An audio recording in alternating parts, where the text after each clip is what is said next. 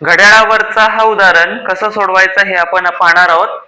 त्यांनी सांगितले 6 ते 7 वाजेमध्ये किती वाजता दोन्ही काटे एकमेकांवर असतील किंवा 0 डिग्रीचा कोन तयार करतील. ठीक आहे. मेनली आपल्या ज्या घड्याळामध्ये 12 वाजले असतात, दोन्ही काटे एकमेकांवर असतात. हा तास काटा छोटा आणि हा मिनिट काटा मोठा, दोन्ही काटे एकमेकांवर आहेत, याचा अर्थ 0 डिग्रीचा कोन तयार करतात.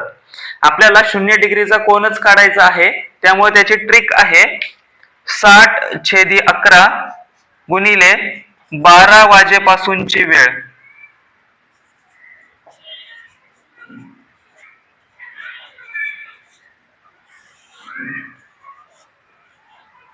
ठीक आहे.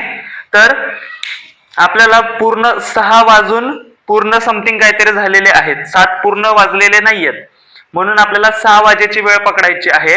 12 वाजेपासून 1 वाजता 1 तास, 2 वाजता 2 तास, 3 वाजता 3 तास, असे 6 वाजेपर्यंत 6 तास पूर्ण होतात. ठीक आहे. म्हणून 12 वाजेपासूनची वेळ म्हणून 6 तास आपल्याला असे पकडायचे. म्हणून 60/11 गुणिले 6, 12 वाजेपासूनची वेळ 6 आली, म्हणून 360 भागिले 11, 11 त्रिक 33, उरले 3, 30 झाले, 11 दुने 22, उरले 8/11. अशा पद्धतीने आपल्याला वेळ मिळाली 6 वाजून 32, 8/11. 6 वाजून 32, 8/11 अशा प्रकारे 2 हे आपल्या उत्तर आहे.